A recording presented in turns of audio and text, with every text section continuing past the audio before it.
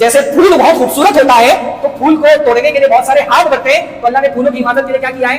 کانٹے پیدا کر دیے۔ ایسے عورت تو ایک خوبصورت اللہ تعالیٰ کا انعام ہے، اللہ کی ایک زبردست تخلیق ہے، اس کو اگر کھلا چھوڑ دیا جائے تو بہت سارے ہاتھ اس کی طرف بڑھیں گے، تو اللہ نے اس کی حفاظت کے لیے اس کی گردے میں کانٹے پیدا کر دیے جو اس کی طرف غلط نیت سے بڑھنے والے ہاتھوں کو زخمی کرتے ہیں۔ کون ہے وہ کانٹے؟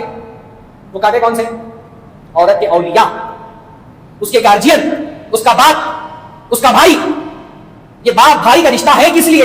یہ باپ اور بھائی کی ذمہ داری کیا ہے کہ اپنی بہن کی، اپنی بیٹی کی عزت کی حفاظت کرو۔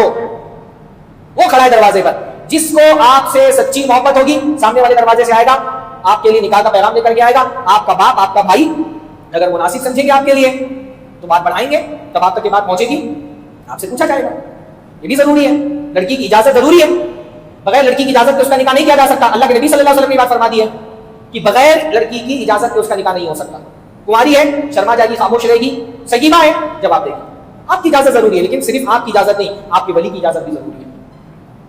تو ان لڑکوں کے بہکاوے میں نہیں آنا، یہ سب محبت، عشق، لو، یہ سب فریب ہے، یہ شیطان کا دھوکہ ہے، اور ایک مسلمان عورت شیطان کے اس دھوکے میں نہیں آتی۔ وہ تو اپنے گھر میں ٹکی رہی، بیٹھی رہنے والی۔ ہاں، جیسے حضرت مریم علیہ السلام کے بارے میں اللہ نے فرمایا، حضرت مریم اپنے گھر میں اچانک ایک مرد گھر میں آ گیا انسان کی شکل میں۔ کون تھے وہ؟ حضرت جبرائیل تھے، اور حضرت مریم کو تو نہیں پتا تھا، وہ تو دیکھ رہی تھی مرد ہے اور اچانک میرے گھر میں آ گیا ہے۔ ایک شریف عورت اگر کسی اجنبی مرد کو اپنے گھر میں دیکھے، پہلا جملہ اس کی زبان سے کیا نکلنا چاہیے؟ کیا کہا حضرت مریم نے؟ انی اعوذ بالرحمن منک ان کنت تقیا، کہ میں رحمان سے تمہاری پناہ چاہتی ہوں، اگر متقی ہو تو مجھ سے دور ہو جاؤ، یہاں سے نکل جاؤ۔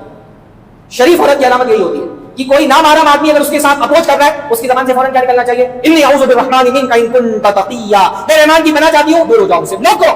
ایسے سارے لڑکے جو تم کو انسٹاگرام پہ، واٹس ایپ پہ، فیس بک پہ کسی ذریعے سے بھی تم تک پہنچنے کی کوشش کرتے ہیں، ان کے لیے ان کا کہیں نرمی نہیں دکھانا ہے، ایون ان کے سلام کا جواب بھی نہیں دینا ہے۔ بہت ساری لڑکیاں سوچتی ہیں ارے سلام کیا ہے، جواب نہیں دوں گی تو سامنے والے کو لگے گا کتنا روڈ ہے، یہیں سے تو بات کا آغاز ہوتا ہے۔